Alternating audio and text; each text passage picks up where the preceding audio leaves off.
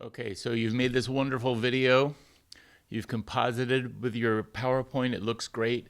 Now we're going to cover the third step in this process that I used for my lecture class last year, and that is using PlayPosit to add interactivity. So PlayPosit is a service that the university subscribed to just a little while ago, and it allows you to embed all kinds of things within videos, polls, questions, and then ensure that students watch them if it's a graded quiz. And once they get to the end, then it's integrated into Canvas and their quiz score will go into the Canvas gradebook for that course. So let's take a quick look at this. So if you go to playposit.iu.edu, log in. When you log in, if you've used it before, you'll come to this. I'm not exactly sure what page you'll be prompted with if you've never used it before, but this is where you would add what they call a bulb. A bulb is basically their term for an interactive video, a video that has interactions embedded in it. So I'm going to create a new bulb. So I'll add a new bulb, and you are able to grab videos from the internet. If you have a URL for a video somewhere on YouTube or Vimeo, you can do that. Most likely you're going to be using it inside Kaltura with Kaltura. So I'm going to choose Kaltura, and I'm just going to grab a video of mine. Here's one that I recently did, and it will pop up like this. You're in your video source. You can still see all these other videos that you have on Kaltura, little circular representations of them, but this is the one that I want to use, and I can hit done.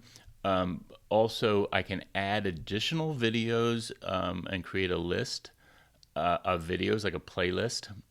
Also, in terms of captions, with Kaltura, you don't have to worry about those. Captions will come along.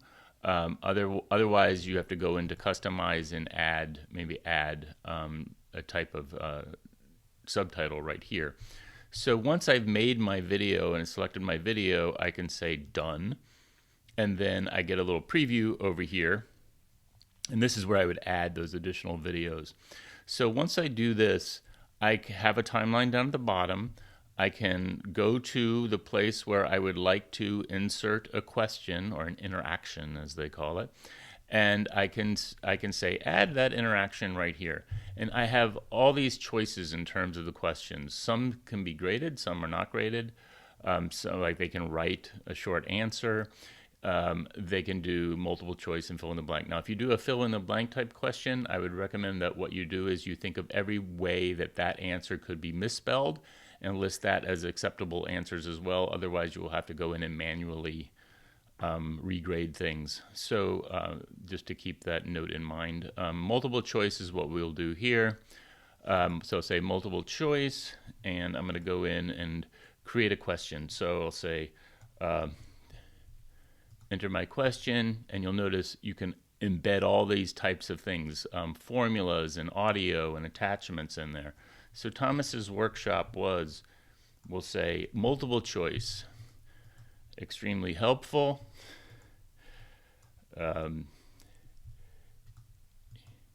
irrelevant, we'll add another one,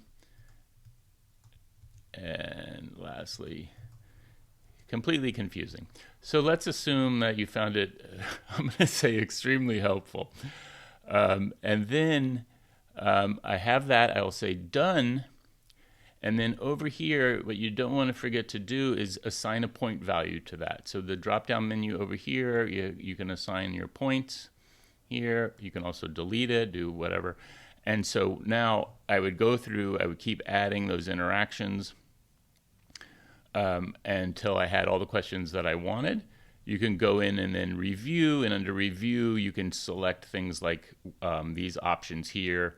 I don't allow students to fast forward. I don't think any of these, because I want students to be stopped at the question and not be able to proceed beyond the question without answering it. So by default, I just leave those off. So I'm going to save this and exit. My bulb is listed right here. Now, another thing we have here is classes, and these are the classes, the class that I used these bulbs in.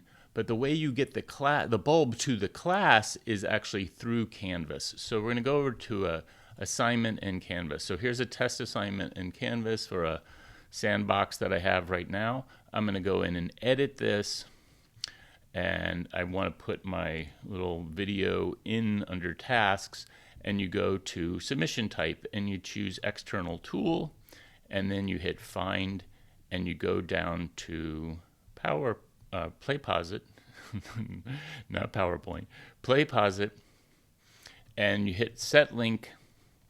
I don't think you ever have to go into PlayPosit, enter PlayPosit there, because you're already authenticated through IU. But if you're somebody's like using it through Google or something, they may not have to do that. Here, I do not understand why you would check it, because there's no OK. I don't know why that's even an option. You hit set bulb link. Under set bulb link, you have self-paced or live broadcast. Self-paced is what you want to use when students can choose to do it whenever they want on their own device. So we hit link, and then we hit select, and it's right here.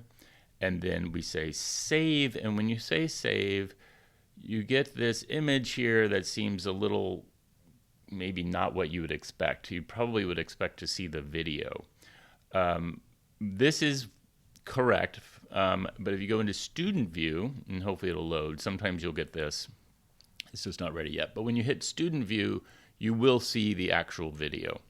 So I think there's a little delay when student view can actually see that. But right now, this is good to go. Of course, you'd fill in all this other information and give a nice good tilt to your assignment.